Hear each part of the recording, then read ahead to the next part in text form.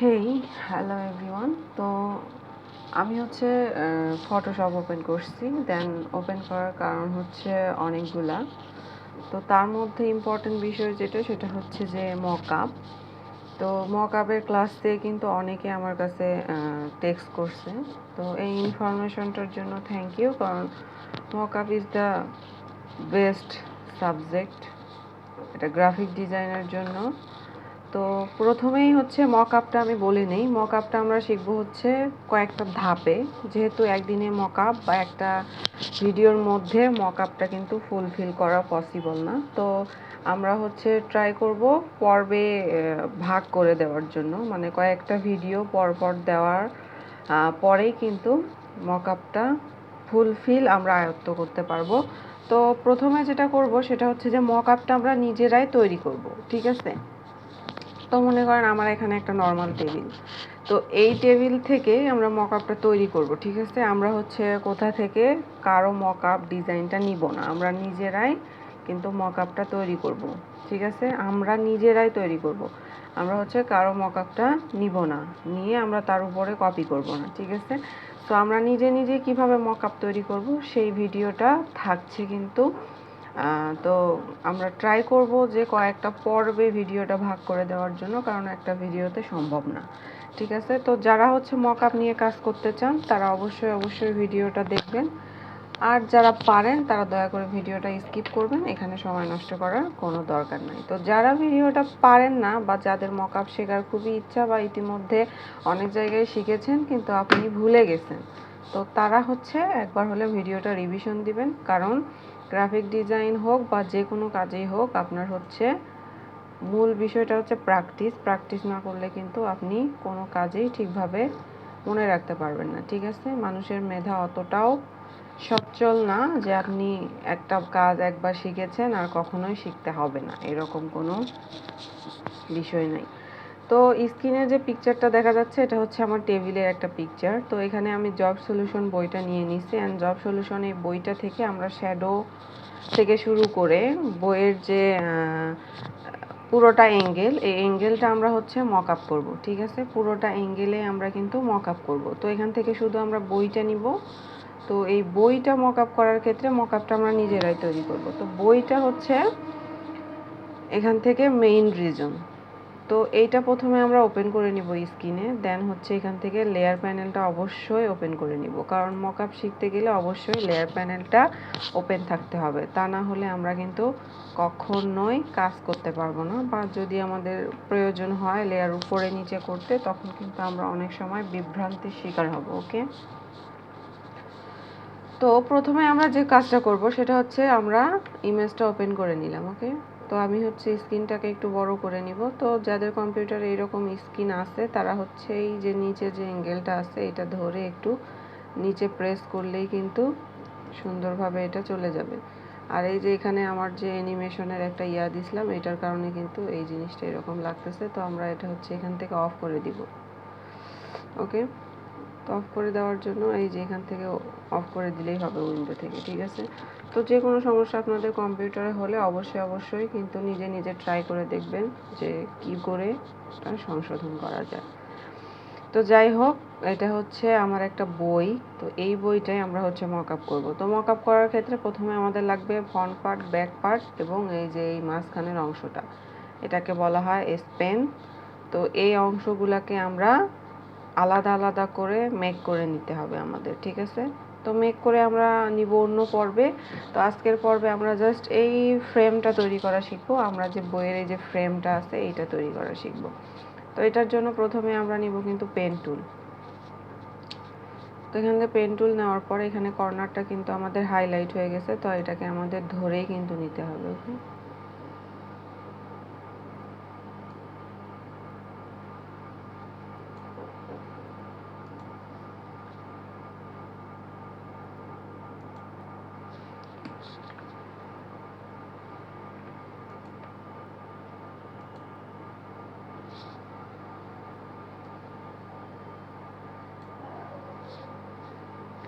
আচ্ছা, এই কাজটা আমি দুইভাবে দেখাবো। একটা হচ্ছে আমরা পেন টুল দিয়ে কিভাবে করব, আরেকটা আমি দেখাবো কিভাবে আমরা শেপ দিয়ে করব, ঠিক আছে। তো আমি পেন টুল দিয়ে এই অংশটা আঁকায় নিলে কিন্তু দেখা যাচ্ছে অনেক টাইম টেবল লাগবে, ঠিক আছে। তো যারা হচ্ছে শেপ দিয়ে পারবে না তাদের জন্য আমি কিন্তু পেন টুলের ইউজটা দেখাচ্ছি, ওকে। তো শেপ দিয়ে করা হচ্ছে মকআপের মূল রিজন, তো আমরা শেপ দিয়েই করি। সরি, পেন টুলের ইউজ আমি পরে দেখাবো, আগে আমরা শেপ দিয়ে কাজটা করে নিই, ওকে। তো আমরা এখান থেকে একটা শেপ নিয়ে নিলাম, জাস্ট এই শেপটাই আমরা নিয়ে নিলাম, ওকে। দেন এখান থেকে আর একটা শেপ নিয়ে নিব। আচ্ছা, এখন এখানে হচ্ছে দুইটা শেপের কিন্তু লেয়ার চলে আসলো, একটা হচ্ছে রেক্টেঙ্গেল 1, একটা হচ্ছে রেক্টেঙ্গেল 2। তো রেক্টেঙ্গেল 1 এর কাজ করতে গেলে আমাদের কিন্তু ওই লেয়ারটাই সিলেক্ট করতে হবে। তো তারপর আমরা রাইট ক্লিক করব, করার পর এখান থেকে লেয়ারটা আমরা কি করব, রেস্টারাইজ লেয়ার করে দিব, ওকে। এটা না করলে কিন্তু আমাদের কাজটা কোনোভাবেই করা যাবে না।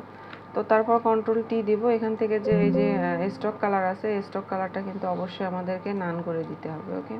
তো স্টক কালার নান করার জন্য এই যে এখানে যে স্টক লেখা আছে এই স্টকটার উপরে ক্লিক করব, করার পর এখান থেকে নান করে দিব, তাহলে আমাদের শেপের কালারটা সুন্দরভাবে চলে আসবে, ওকে। স্টকটা কিন্তু নান হয়ে গেছে। তো তারপর রেক্টেঙ্গেলটা হচ্ছে এরকম করে সিলেক্ট করব, করার পর আমরা কি করব, এখান থেকে ওয়ার্পে যাব।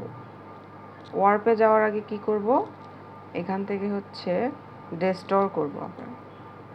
তো ডেস্টোরের কাজটা আমি একটু দেখাচ্ছি, এই যে দেখেন ডেস্টোরের কাজটা হচ্ছে এখান থেকে লেয়ারগুলো আপনি লেয়ারের রেক্টেঙ্গেলের যে কর্নারগুলো আছে সেগুলো প্রত্যেকটা ধরে ধরে, মানে অ্যাডোবি ইলাস্ট্রেটরে যেমন ডিরেক্ট সিলেকশন টুল ইউজ করে আমরা কর্নারগুলো সোজা করে দিতাম, তো হচ্ছে ফটোশপের ক্ষেত্রে আমাদের ডেস্টোর করতে হবে। ডেস্টোর করলে আমাদের লেয়ারের রেক্টেঙ্গেলের সবগুলা কর্নার ধরা যাবে। তো তার আগে আমরা কি করব, এখান থেকে অপাসিটিটা কমাই দিব, যেহেতু আমাদের বইটাও দেখা দরকার এবং রেক্টেঙ্গেলের শেপটাও দেখা দরকার। সেক্ষেত্রে আমি অপাসিটি এখানে হচ্ছে 47% করে দিলাম, ওকে। দিয়ে আমরা একটু জুম করে নিব। তো এই যে এই কর্নারটা যদি আমি ধরি, দেখেন এই যে এখানে 4টা কর্নার আমি এখানে বসায় নিব, ওকে। এই যে এখানে একটা কর্নার বসায় নিলাম, বইটা যেহেতু ছেঁড়া তো আমাদেরকে একটু সাবধানে কাজ করতে হবে, ওকে। তো এখানে হচ্ছে 2টা কর্নার বসায় নিলাম, তো এই কর্নারটা ধরে আমরা এখানে বসাই দিব, ওকে। তারপর এই কর্নারটা ধরে, তো এখানে রেক্টেঙ্গেল হচ্ছে আপনি যে কোনো মাপের নিতে পারেন, রেক্টেঙ্গেলের কোনো মাপ নেই, ঠিক আছে। আপনি বইয়ের উপর আন্দাজ করে মাপটা নিয়ে নেবেন। এই যে এরকম অবস্থায় চলে আসলো, এরপর আমরা এখানে টিক চিহ্ন দিয়ে দিলাম, তারপর কন্ট্রোল টি প্রেস করলাম, করার পর আবার রাইট ক্লিক করার পর এখানে হচ্ছে ওয়ার্পে ক্লিক করব। ওয়ার্পে ক্লিক করার পর দেখেন কি হয়, এখানে যদি আমি এই বিন্দুটা ধরে এইরকম করে সুন্দর করে হ্যান্ডেলিং করি, তাহলে দেখেন সুন্দরভাবে কিন্তু আমার কাজটা হচ্ছে ওয়ার্প হয়ে যাচ্ছে বইটার মাপে, ঠিক আছে। তারপর এটা ধরে আবার হচ্ছে এখানে বসায় দিব, দেখেন বইয়ের যে ভাঁজটা, প্রপারলি যে ভাঁজটা সেটা কিন্তু আমাদের এখানে হয়ে যাবে।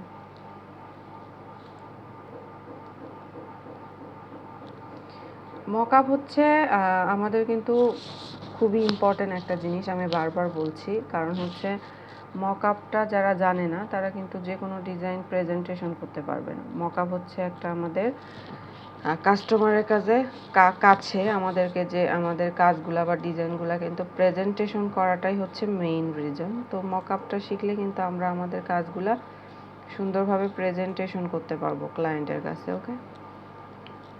মনে করেন আপনি একটা টি শার্ট ডিজাইন পারেন, কিন্তু আপনি হচ্ছে সঠিকভাবে প্রেজেন্টেশন করতে পারছেন না, ঠিক না? তো প্রেজেন্টেশন করতে না পারলে কিন্তু ক্লায়েন্ট বুঝবে না বা ওটা কিন্তু দৃষ্টিনন্দন হবে না। সো আমাদেরকে সাবধান হইতে হবে, কাজের হচ্ছে ক্ষেত্রগুলো আমাদেরকে বুঝতে হবে যে কেন আমাদের কাজগুলা ক্লায়েন্টের কাছে সুন্দর লাগতেছে না। তো হচ্ছে মকআপের মাধ্যমে আমাদের কাজগুলো ফুটিয়ে তুলতে হবে। তো আমি এই পর্যায়ে এইরকমই রাখলাম আমার এই পেজটাকে বা এই রেক্টেঙ্গেলটাকে। তো আমি হচ্ছে সেকেন্ড রেক্টেঙ্গেলে যাই। তো সেকেন্ড রেক্টেঙ্গেলে যাওয়ার পর কন্ট্রোল টি প্রেস করে আমি এখান থেকে কি করব, প্রথমেই কিন্তু আগেই বলে নিলাম যে লেয়ারটাকে আমাদের রেস্টারাইজ করতে হবে। রেস্টারাইজ না করলে কিন্তু আমাদের লেয়ারের কাজ হবে না, ওকে। তো লেয়ারের উপর প্রেস করে কন্ট্রোল টি প্রেস করলাম, তারপর এখান থেকে আবার ডেস্টোরে যাব। ডেস্টোরে যাওয়ার পর এখান থেকে অপাসিটিটা কমাই নিচ্ছি, কারণ অপাসিটি কমায় না নিলে আমাদের কাজটা দেখা যাবে না। তো ওয়ার্পের হচ্ছে কাজটা এখানে করে দিব। তো বইটা কিন্তু পুরাতন হওয়ার কারণে অনেকগুলা ভাঁজ হয়েছে, তো আমাদের কিন্তু সেইভাবে কাজ করতে হবে।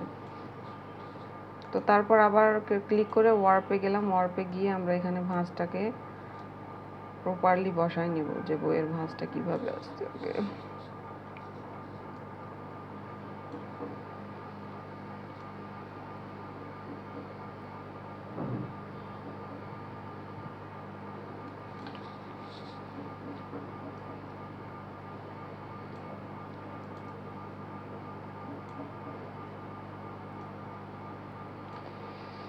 আচ্ছা আচ্ছা, এরকম থাকলো। তারপর আমরা এখানে টিক চিহ্নতে ক্লিক করব। তো এই দুইটা অংশ কিন্তু আমাদের তৈরি হয়ে গেল। এবার আমরা অপাসিটিগুলা চাইলে কিন্তু বাড়ায় দিতে পারি। অপাসিটিগুলো বাড়াই দিলাম। এবার আমাদের মাঝের অংশটা তৈরি করার পালা। তো মাঝের অংশটা ওই একইভাবে তৈরি করব। প্রথমে হচ্ছে এরকম একটা শেপ নিয়ে নিব, দেন হচ্ছে এটাকে রেস্টারাইজ করে নিব। রেস্টারাইজ করে নিলে কিন্তু আমাদের কাজ হবে না, আমি বারবার বলতেছি। তো রেস্টারাইজ করার আগে আমরা হচ্ছে এটা রেক্টেঙ্গেল রেক্টেঙ্গেল 3টা কিন্তু আমার উপরে যাবে, ঠিক আছে। তো রেস্টারাইজ করে নেওয়ার পর এখান থেকে হচ্ছে কন্ট্রোল টি প্রেস করে আমাদের সিলেক্ট করে নেওয়ার পর এখানে ডেস্টোরে যেতে হবে। ডেস্টোর থেকে সুন্দর করে বসাই দিতে হবে এখানে।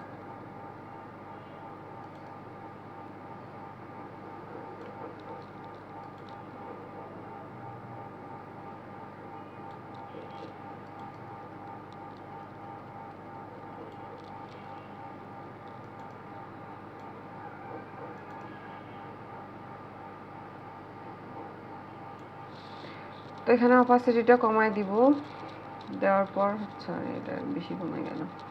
তো তারপর হচ্ছে কি করব, এখান থেকে ওয়ার্পে যাব। ওয়ার্পে গিয়ে আচ্ছা ঠিক আছে, এই পর্যন্ত রাখলাম। তো এইটা হচ্ছে আমাদের কাজ হয়ে গেল। এখানে রেক্টেঙ্গেল 1 2 3। তো চাইলে আপনারা এখানে নাম দিতে পারেন। তো আমি যদি এখানে নাম দিতে চাই তাহলে এখানে কি করব, তো আমরা হচ্ছে রেক্টেঙ্গেলের নামটা কিভাবে দিব, এটা হচ্ছে আমাদের ফ্রন্ট পার্ট না ব্যাক পার্ট, তো সেই কিন্তু নামটা এখান থেকে চাইলে আপনারা দিতে পারেন। তো আমি দিচ্ছি না। তো কি করব, এটা হচ্ছে এই পর্যায়ে এরকমই থাকবে। তো দেখেন এটা হচ্ছে শুধু কিন্তু আমাদের কি তৈরি হলো, উপরের ফ্রেমটা তৈরি হলো, ঠিক আছে। এবার আমরা কি করব, এই যে শ্যাডোগুলো আছে এই শ্যাডোগুলো তৈরি করব। এই যে এখানে যে শ্যাডো আছে, তারপরে এই যে এখানে যে শেপগুলো আছে, এগুলা কিন্তু আমাদের অবশ্যই তৈরি করতে হবে। তো এই যে আজকে এই পর্যন্ত এই ভিডিওটা থাকবে। তো আমরা উপরের ফ্রেমটা তৈরি করলাম। নেক্সটে হচ্ছে আমরা এই যে এই পাশের এই শ্যাডোগুলা তৈরি করা শিখবো এবং পুরা ফ্রেমটা তৈরি করা শিখবো। ওকে, তো আজকে এই পর্যন্তই। খোদা হাফেজ। তো পরবর্তী কিন্তু ভিডিওতে থাকবে এই যে বইয়ের যে এক্সট্রা শ্যাডো সব কিছু তৈরি করা শিখবো। আজকে শুধু আমরা ফ্রেম তৈরি করা শিখলাম। ওকে, থ্যাংক ইউ।